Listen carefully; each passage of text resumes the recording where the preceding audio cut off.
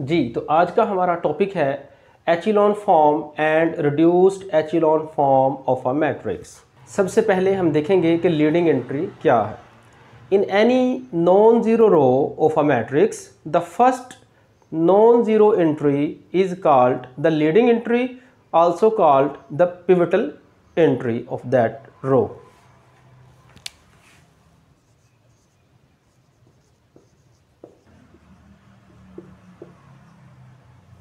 Next we understand what is echelon form and reduced echelon form. अच्छा, पहली बात ये कि एचिलॉन फॉर्म या रिड्यूस्ड एचिलॉन फॉर्म के लिए मैट्रिक्स का स्क्वायर होना ज़रूरी नहीं है। आप किसी भी मैट्रिक्स की एचिलॉन या रिड्यूस्ड एचिलॉन फॉर्म बना सकते हैं। So we consider a general matrix. Let A be any m by n matrix.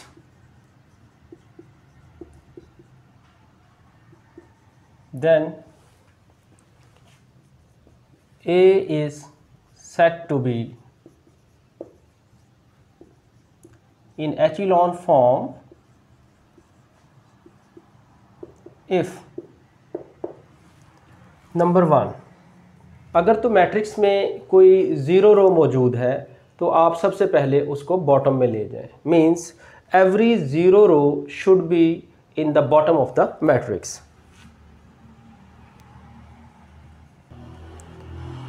Number 2, the number of zeros before the leading entry in each row should be greater than number of such zeros in the upper row.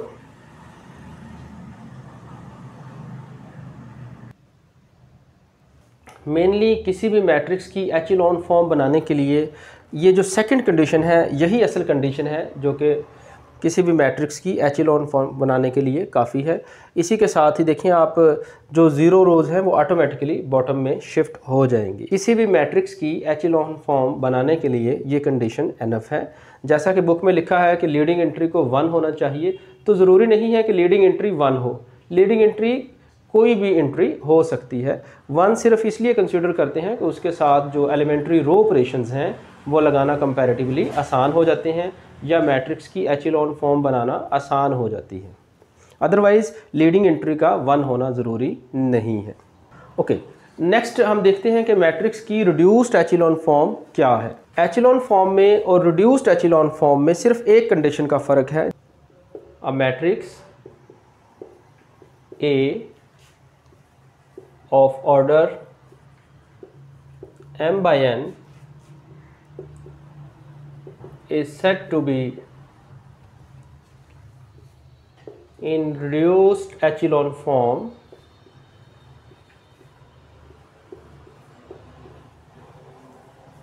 if number 1, A is in echelon form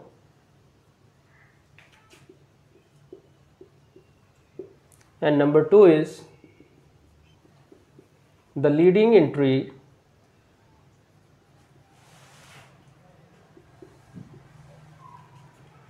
in each row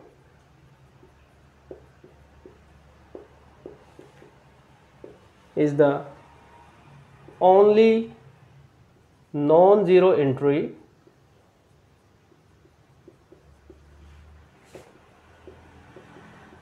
in its column. बहुत से लोग reduced echelon form को misunderstand करते हैं और ये जो property मैंने लिखी है, प्रॉपर्टी नंबर 2, कि leading entry is the only non zero entry in its column.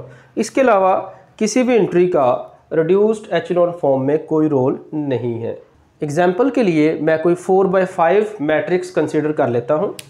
Like एचिलॉन form और रिड्यूस्ड एचिलॉन फॉर्म के डिफरेंस को क्लियर करने के लिए मैंने एक 4/5 का जनरल मैट्रिक्स लिख लिया है और पहले हम देखेंगे कि इसकी एचिलॉन फॉर्म कब बनेगी।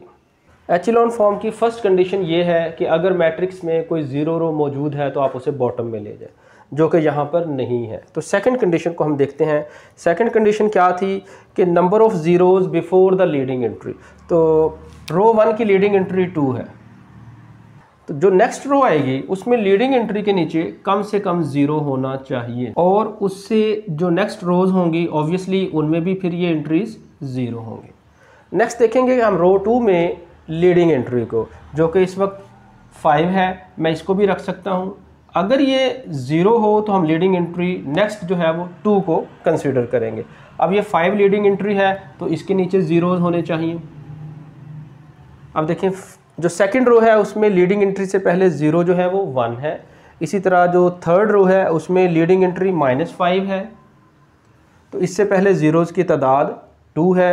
तो नेक्स्ट जो रो आएगी उसमें कम से कम लीडिंग एंट्री से पहले 3 0 होने चाहिए, तो ये 7 जो है यहाँ पर एटलीस्ट 0 होगा। 4 ज़ीरोज़ भी हो सकते हैं, मींस कि यहाँ पर 2 भी 0 हो सकता है, और आप 5 को फिर लीडिंग एंट्री कंसीडर करेंगे, अदरवाइज 2 लीडिंग एंट्री होगी। इस वक्त जो मैट्रिक्स ए है वो एचिलॉन फॉर्म में है। अब मैट्रिक्स ए एग्जैक्टली एचिलॉन फॉर्म की कंडीशंस को फुलफिल कर रहा है।